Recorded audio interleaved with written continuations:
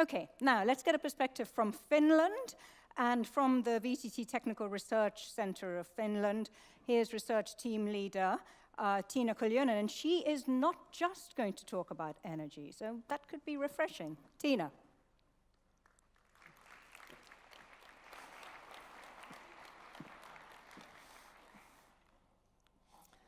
So thank you. First of all, I would like to thank ET2019 for this opportunity. It's great to be here. I tried to come here already last year, but didn't make it, but I'm happy to be here. So, like it was also mentioned, I would move a little bit beyond energy. So, of course, energy is still there, but how we really should look at the future. Is it only about energy, or should we take more, for example, look at the critical boundary conditions? Heat sector was already mentioned by Asker, but also looking at the other cross-sectoral impacts. Do we really understand what kind of impacts there are? And then again, the behavior. So how we really should or could look at the behavior when we are looking at especially 1.5 mitigation scenario. Discussion has been already started. I have been very happy about that, the behavior talk, and more will be coming after myself. So this is an example of our own integrated assessments related to 1.5 mitigation scenarios. And in fact, Asker showed the electricity scenario without nuclear. I realized that they came to Norway showing a scenario without any fossils. So there is two alternative scenarios. One is called low carbon energy scenario, and the other one is called post-fossil economy. So in the other one, we have imagined how we could replace all the fossil energy sources. We are talking about mostly power to X, but we are talking about also the biomass, so how we are able to, for example, change the fossil textile industries to the more cellulose-based industries. So these are just the imagines. But the one point is that really looking at what is the amount of negative emissions what we are requiring. In our scenarios, we are overshooting. So this is not only just going to the whole century beyond 1.5 mitigation. So for example, direct air capture was already mentioned, bio-CCS has been mentioned, forest, so forestation, important, a lot of things. So me and my colleagues have been very, very busy during the last half a year. So we have been really looking in depth how Finland could reach carbon neutrality and when Finland could reach carbon neutrality. There you can see how the picture looks like. So what are really, we are having different storylines for going for the mitigate the greenhouse gas emissions, and then we have the removals. And you can see that forest sinks really, really play a great role in Finland.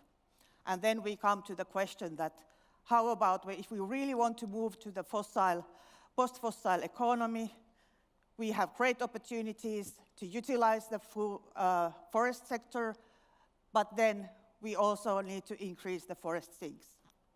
And in fact, the same situation is also in the other Nordics. So if you look at the existing situation in the Nordics, there are a lot of these forest sinks play a great role, or also in the Nordic region. So this is one example that we really have to move beyond only for the energy and look at also especially the forest sector and what is happening to the biomass. Then I move to another example. So when we are talking about this sustainable future, post-fossil economy, or how to move to the energy transformation, we don't so much talk about non-renewable raw materials. Recently, we have been looking at especially how we are able to link or integrate the scenario assessments with the certain metals. And this is an example of the electrification of the transport sector. Just to give you an example. We took an example from the IEA. So what they are expecting about the penetration of electric vehicles. So there are millions of cars. And then on the other hand, just for your information, what really has recently happened to the global production and demand of certain metals. So they are on the bottom, they are the rare earth metals, but then they are also the other ones, like cobalt. The increase has been huge, but there are also other important metals to be looked at. And what really happened when we were using this, our times VTT energy system model globally, and looked at the links to the demands of transport electrification. First about copper. So that was, my background is in engineering, in fact in chemistry. I was really surprised about the copper issue, because we need copper everywhere, not just the electric car consumes about 80 kilograms copper. You can compare to the normal combustion engine, it's less than 20 kilos. So this is how the picture looks like. And then if you look at the current reserves, it really shows that already near 2040, if we expect the expansion of the electric vehicles, that could be the reserves, which could be like a limiting factor. Of course, when we are looking at the resources, the situation looks different. And then the cobalt issue. The picture is about the same. And in our assessments, we already assume that after 2030, most of the cobalts will be replaced in batteries. So that is already there. And still, the demand of cobalt is huge if we think about the whole electrification. And then we come back to the human behavior. So, for example, if you think about food, so, and look at the greenhouse gas emissions and greenhouse gas balance, agricultural sector will be very important in the future. From my perspective, energy is easy. Transport, it's not so easy. Industry is difficult, but food is even more difficult. That's my own opinion. Also in VTT, we are looking at a lot of this issue, food without fields. So they are already innovations that we are able to produce proteins even from air with solar energy. But again, we come to the dilemma. Huge amount of energy is required if we are produce the food without any fields. When we were doing the Finnish assessments for carbon neutrality, we made one scenario that, okay, we could replace half of our cereals with vertical plantations. And we checked the first guess about the electricity consumption was about 100 terawatts. So more than doubled our electricity consumption in Finland. Well, of course, we came back to the much less assumptions. Then something about the way we move, live, and work.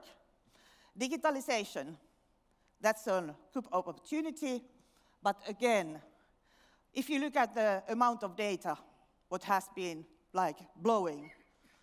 It has been more than doubled during the last 2 years. And data is also energy. You think about blockchains and all kind of things. This is also energy. And then acceptance of new technologies. That could be speed up or constrain.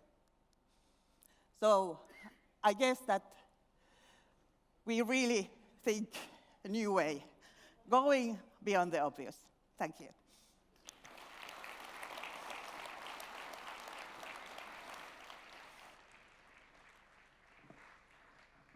Thank you so much, Tiina. So she's brought to the fore things that we have kind of conveniently not been thinking about. What happens when we begin to run out of the copper? What do we do about the accelerating use of cobalt? It's not infinite.